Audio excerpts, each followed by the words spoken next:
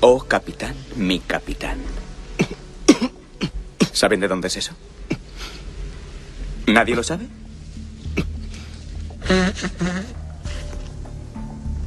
¿Ni idea? Es un poema de Walt Whitman dedicado a Abraham Lincoln. En esta clase pueden llamarme señor Keating. O si son más atrevidos, oh, capitán, mi capitán. Aclararé ciertos rumores para que no se den por hechos. Sí, yo estudié en el infernal Welton y sobreviví, y no. En esa época yo no era el gigante mental que tienen ante ustedes. Yo era el equivalente intelectual de un enclenque muchacho. Cuando iba a la playa, la gente solía tirarme libros de Byron a la cara. Bien. Señor Pitts. Qué apellido tan poco agraciado. ¿Dónde está usted, señor Pitts? Pitts, ¿quiere abrir su libro de himnos por la página 542? Lea la primera estrofa del poema. ¿Para que las vírgenes aprovechen el tiempo? Sí, ese es. Muy apropiado, ¿no creen? Coged las rosas mientras podáis. Veloz el tiempo vuela. La misma flor que hoy admiráis, mañana estará muerta. Gracias, señor Pitts. Coged las rosas mientras podáis. La expresión latina de ese sentimiento es carpe diem. ¿Quién sabe qué significa? Carpe diem es aprovecha el momento. Muy bien, señor. Mix. Mix. Otro apellido peculiar. Aprovecha el momento.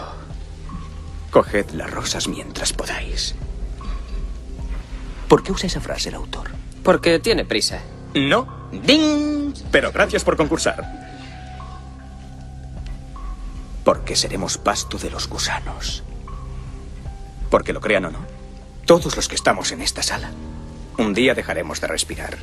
Nos enfriaremos y moriremos. Quisiera que se acercaran aquí y examinaran estas caras del pasado. Las han visto al pasar, pero no se han parado a mirarlas.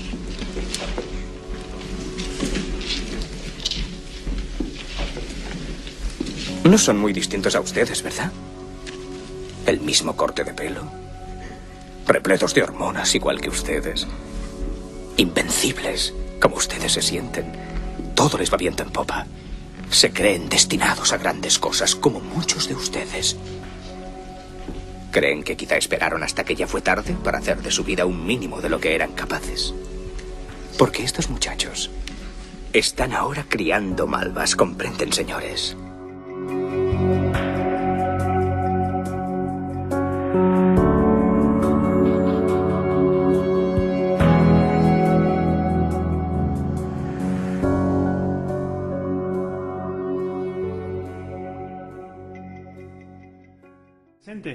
Cuando la escuela tenía menos que ver con la pasión por aprender y más que ver con las calificaciones y las buenas notas. ¿Cuántas veces estuviste sentado en clase, aburrido, desesperado por salir de ahí? Todos los adolescentes sentimos eso. Albert Einstein actuó en consecuencia de eso. A los 15 años, estando en clase, de pronto decidió que ya era suficiente. Se puso de pie y se fue. Y nunca volvió. ¿Recuerdas cuando eras un niño y todo lo que querías era jugar con las cosas, desarmarlas, agarrarlas, y los adultos te decían no, no, no? Te decían niño bueno cuando estabas quieto y niño malo cuando no podías quedarte quieto. Todo con las mejores intenciones, por supuesto, pero eso no lo hace menos descabellado. Porque de hecho, nuestra capacidad de crear y aprender no tiene fronteras. Empecemos por el principio. El cerebro de un bebé es asombroso. No tarda 9 meses en crearse, sino 7 millones de años y unas 350.000 generaciones. Todas las habilidades, conocimientos y talentos cultivados por nuestros ancestros están almacenados en el cerebro del bebé. Son como muchos programas de software que solo se activan cuando el bebé se relaciona con su entorno. Y lo más asombroso es que si no se activan en el momento apropiado, simplemente desaparecen. Pensemos en el lenguaje, por ejemplo. Si un niño no está expuesto al lenguaje antes de los 8 años, es posible que jamás aprenda a hablar. Podés ver entonces lo importante que es la interacción, que despierta y refuerza nuestra inteligencia latente. Y algo más, hemos evolucionado para aprender mirando las cosas desde distintas perspectivas y conectándolas. Eso lo hacemos a través del juego. ¿No sería maravilloso tener esto presente al criar a los niños? ¿Dejarlos jugar de pequeños y también cuando se hacen más grandes? Según su maestro, Charles Darwin nunca llegaría lejos porque pasaba demasiado tiempo jugando con insectos. Entonces, dejemos que los niños jueguen, porque el juego nunca es solo juego. Desde ya, esto implica invertir más tiempo y energía, pero a la hora de elegir dónde concentrar los recursos para que los niños aprendan, lo mejor es concentrarse en la prepubertad. En ese momento, aprendemos imitando a las personas de nuestro alrededor. 60.000 o 70.000 años, para los niños era conveniente crecer siendo iguales a sus padres, hasta que llegó la última era de hielo. Debemos estar agradecidos al puñado de ancestros que decidieron separarse de sus padres, condenados a morir en las cavernas. Construyeron balsas y cruzaron el océano, esperando encontrar climas más cálidos. Esto hizo que correr riesgos se convirtiera en el rasgo fundamental de la adolescencia.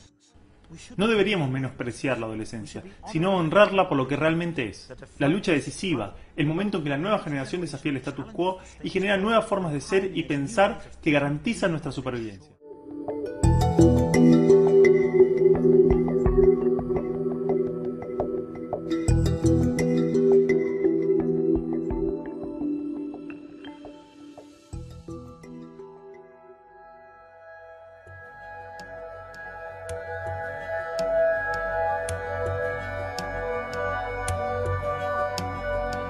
Fue la cuna de la democracia.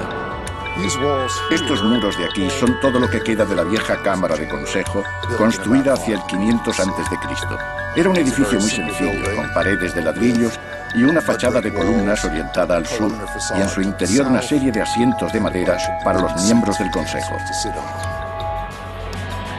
Una antecámara rectangular llevaba a un gran salón principal. En su centro, un tejado de madera estaba soportado por 5 columnas. 500 atenienses eran seleccionados cada año, no elegidos, para servir como senadores. La forma de democracia empleada era muy sencilla. El Consejo presentaba a la gente asuntos a discutir, litigios, impuestos, o ir o no a la guerra. Y las decisiones eran tomadas por el pueblo. Hacían votaciones depositando guijarros en una vasija de terracota. La Cámara del Consejo era comparable a los senados actuales, pero en vez de permitir que la dominaran políticos profesionales, se esperaba que en algún momento de su vida todo ciudadano ateniense sirviera como senador. La mayoría de las democracias actuales son representativas. Atenas tenía una democracia directa. Podemos compararla con un sistema de trabajo de gobierno parecido a un consejo ciudadano, en el que todos los vecinos de una ciudad acuden a una región y toman una serie de decisiones. Los atenienses de Pericles también desarrollaron un sistema para evitar que un solo individuo adquiriese demasiado poder.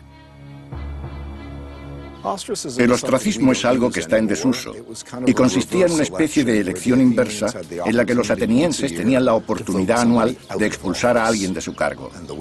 Lo hacían escribiendo el nombre de la persona a la que consideraban una amenaza para la democracia en un trozo de arcilla. La palabra griega que lo designa es ostracón. Así uno quedaba prácticamente exiliado durante 10 años mediante pequeños trozos de cerámica.